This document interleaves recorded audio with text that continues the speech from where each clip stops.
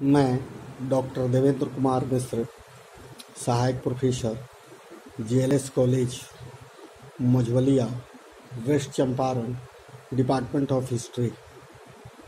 बच्चे, आज के व्याख्यान में हम आप लोगों से अलाउद्दीन खिलजी के आर्थिक सुधारों के विषय पर चर्चा करेंगे। अलाउद्दीन खिलजी के आर्थिक सुधार किस प्रकार रहा, आर्थिक व्यवस्था उसकी कैसी रही, इन सारी बातों पर हम आप लोगों से आज चर्चा करेंगे। दिल्ली सल्तनत को आर्थिक व्यवस्था का इतिहास अलाउद्दीन काल से ही प्रारंभ होता है। क्या होता है?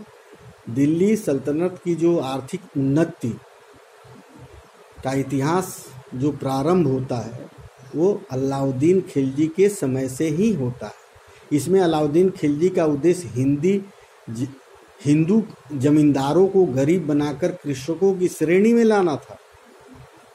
उसका ये उद्देश्य था कि जो जमींदार हैं उन लोग को ऐसे त्रस्त किया जाए कि उन लोग की उन्नति हो जाए और वो लोग गरीब हो जाएं और कृषक के रूप में आ जाएं। क्योंकि सुल्तान का विश्वास था कि जिन लोगों के पास अतुल संपत्ति रहती है वे विद्रोह करने लगते हैं, जिनके पास सामर्थ्य होगा वो हमारे विरोध करेंगे। इन चीज़ों से पहले जो संपन्न लोग हैं उन लोगों पर हम धावा बोलें, उन लोगों की आर्थिक रीढ़ को तोड़ें और उन लोगों को जमींदार से कृषक रूप में लावें, तब वे लोग हमारे से विरोध नहीं करेंगे। ऐसी उसकी सोच थी। क्योंकि सुल्तान का विश्वास था कि जिन लोगों के पास संपत्ति होगी वो हमारे विरोध करेंगे। उस समय हिंदू जमींदार वर्ग संपन्न था। डॉक्टर मारलैंड के अनुसार उस समय भारतीय समाज में 2 नहीं 3 वर्ग थे और वे तीनों उतने ही धनी थे जितना कि मुस्लिम जमींदार वर्ग। स्वयं सुल्तान ने कहा था कि जजिया करी की चगाई में कोई भी कर नहीं देते थे। इसके अलावा ये लोग अपने क्षेत्र में मनमाना कर उगाते थे क्योंकि वह कार्य उन्हीं का था। इसमें भी कुछ भाग राज्य को देकर शेष स्वयं खा जाते थे। वह अपनी भूमि का भी कर प्रायः किसान से ही वसूल किया करते थे। धन की अधिकता के कारण ये शक्तिशाली बन गए थे। इनके पास समृद्धि हो गई थी, ये संपन्न हो गए थे। अपनी भूमि कर व्यवस्था के द्वारा अलाउद्दीन ने इनकी शक्ति नष्ट करने का प्रयत्न किया, जिससे विद्रोह शब्द उसके मुंह नायब वजीर शर्फ कामनी को बनाया गया। इसकी सफलता का श्रेय इसी को है। कर व्यवस्था के कार्य भूमि की नपाई। अलाउद्दीन पहला मुस्लिम शासक था जिसने भूमि की वास्तविक नाप एवं राजस्व निश्चित किया। भूमि का उसने मापी कराया और उसको सुनिश्चित किया कि हमारे राज्य के अंदर कितनी भूमि है। यद्यपि दक्षिण भारत के हिंदू राजाओं को यह पद्धति ज्ञात थी, परंतु उत्तरी भारत में यह कार्य नया ही था। अबुल फजल के समान युग न होने के कारण बरनी मापन की पद्धति एवं उसके उपकरणों के संदर्भ में विस्तृत सूचना नहीं देता है। वर्णी केवल यहाँ कहता है कि लगान का आधार विश्वा था, परंतु यह नपाई केरल तथा पश्चिम के कुछ प्रांतों पंजाब, दुआब, 1/2 मलवा, राजपूताना की अधिकांश भूमि ही नापी न जा सकी। विश्वा वाला बात तो हम लोग बहुत बच्चे थे, उस समय हमारे देश में भी विश्वा का नाप अनाज को नापने में प्रयुक्त किया जाता था। सुल्तान की उपज का आधा हिस्सा भूमि कर निश्चित किया। कर जो लगान दर निश्चित हुआ सुल्तान द्वारा, वो उपज के आधे हिस्से कर के रूप में लिया जाने लगा। लगान अनाज एवं नगद दोनों रूप में दिया जा सकता था, परंतु मूल नियंत्रण के पश्चात सुल्तान अनाज के रूप में कर लेना ही अधिक पसंद करता था। कर अधिक था परंतु असंवैधानिक नहीं, क्योंकि इस्लामी कानून के अनुसार राज्य के अधिकतम हिस्सों के रूप में उपज का 50% लेने की अनुमति थी। आवाम कर एवं चराई कर, भूमि कर के अलावा सरकार गृह कर एवं चराई कर भी लेती थी। सारे दुधारू पशुओं जैसे गाय, बकरियां आदि पर कर लगाया जाता था। फरिश्ता के अनुसार 4 बैल, 2 भैंस, 2 गायें और 10 बकरियां कर से मुक्त थी। इससे अधिक होने पर उनसे कर लिया जाता था। करी या करही नामक एक अन्य कर भी था। संभवतः यह हिंदू मुसलमान दोनों से लिया जाने वाला कोई कर होगा जिसका ये नाम दिया गया है। जजिया। डॉक्टर त्रिपाठी के अनुसार जजिया कर नहीं लगाया गया था, परंतु इसका कोई ठोस आधार नहीं है। सुल्तान ने स्वयं कहा था कि जमींदार लोग खराज, जजिया कर और चराई में कोई भी नहीं देते थे। अतः स्पष्ट है कि जजिया भी लगाया गया था, क्योंकि इसका वर्णन इसमें आया है कि ऐसा ऐसा कर इन लोगों से लिया जाता था।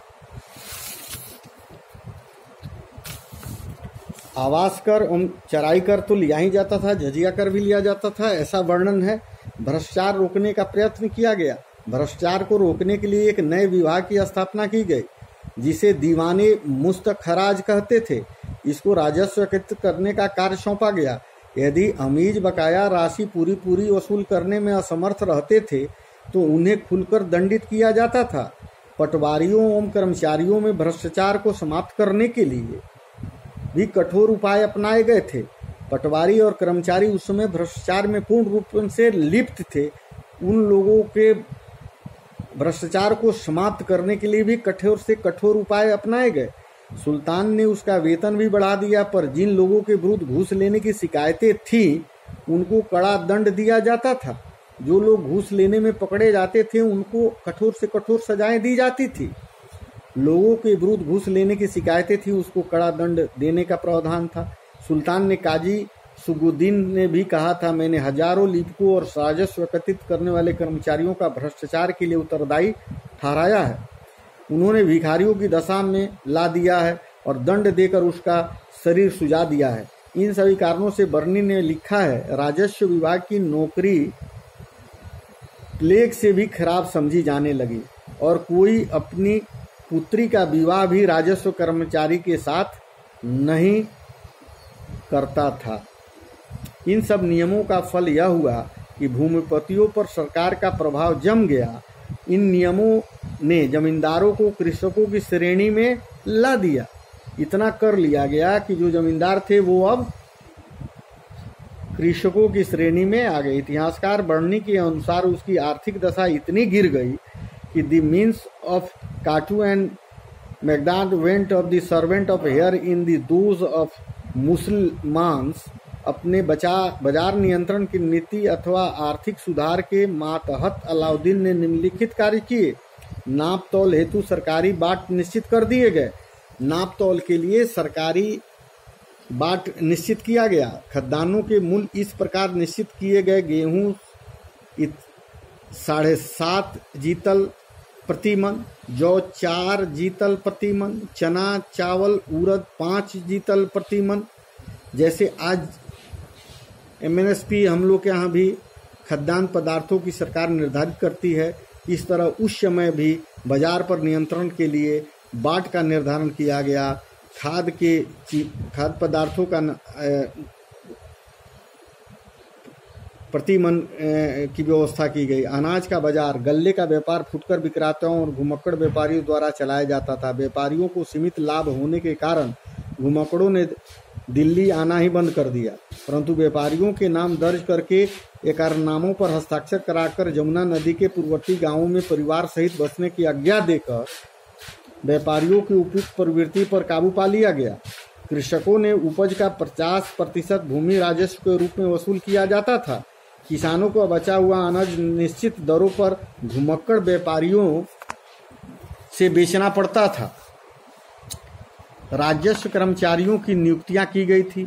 इस प्रकार सारा उपलब्ध अनाज बाजार में आता था और भंडार गृहों में रख दिया जाता था। भंडार गृह अन्नागार भी बनाए गए थे। संकटकालीन स्थिति हेतु राजकीय अन्नागार भरे पूरे रखे जाते थे। इतिहासकार वर्णी के अनुसार प्रत्येक मोहल्ले में 2 या 3 सरकारी भंडार मौजूद थे कि विपत्तियों के समय, बाढ़ के समय या कोई भी विपत्ति काल आती है तो इस अनाज का आम जनता के लिए उपयोग किया जाएगा। ऐसी भंडारण की व्यवस्था की गई थी। राशनिंग की व्यवस्था थी। आपातकाल में राशनिंग की व्यवस्था की गई थी। अकाल के समय प्रत्येक व्यक्ति को आधा मन अनाज प्रति माह दिया जाता था, क्योंकि उन दिनों राशन कार्ड की व्यवस्था नहीं थी जो आज राशन कार्ड के द्वारा भारत सरकार सभी गरीबों को अनाज उपलब्ध कराती है। वैसी व्यवस्था वहाँ नहीं थी। फिर भी जनता को विकट परिस्थितियों में अनाज देने की व्यवस्था थी। बाजार के कर्मचारी दीवाने सियात मलिक याकूब बाजार प्रबंध का सर्वोच्च अधिकारी था। वह विभिन्न वस्तुओं के विभिन्न बाजारों हेतु अधीक्षक नियुक्त करता था। शाहना जी से सीधा सुल्तान के प्रति उत्तरदायी होते थे। वो बाजार दरों की एक सूची मिलती थी।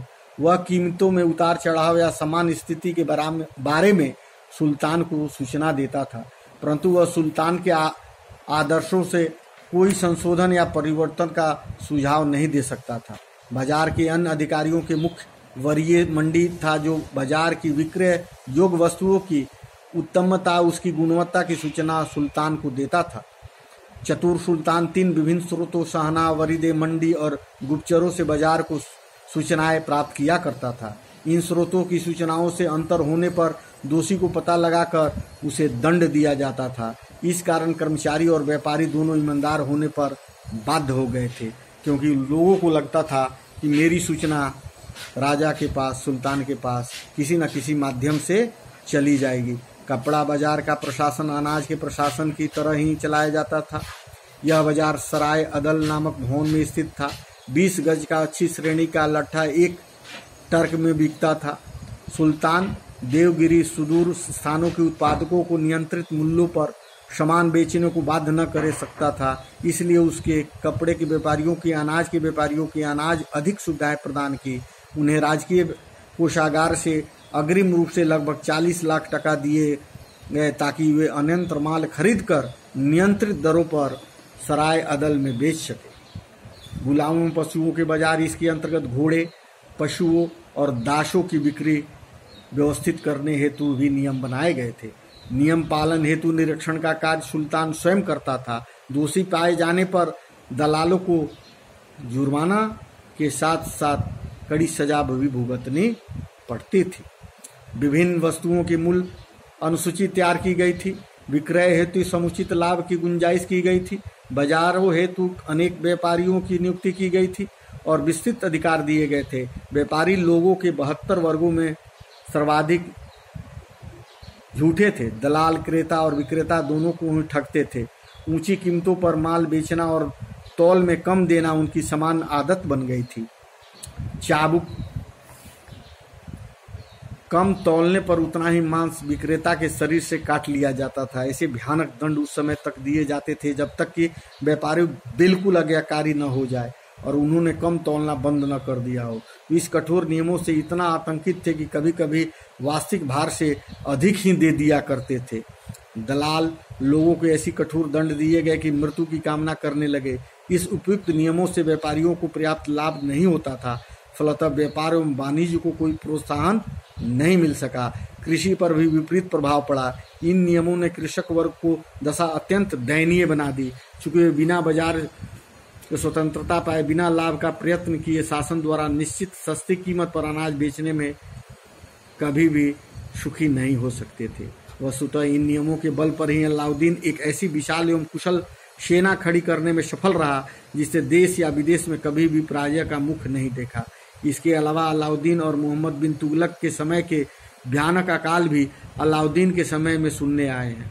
चूंकि राजधानी में अनाज की कमी नहीं थी, इसलिए उन अकाल से ये अलाउद्दीन खिलजी अपने आप को सामर्थ्य करके जनता को अपने विश्वास ले सका और जो अनाज भंडारण में रखे गए थे उससे इस अकाल के समय में अलाउद्दीन ने सबको राजधानी में अनाज मुहैया करा सका। इन्हीं सब शब्दों के साथ आज अपनी वाणी को विराम देता हूँ।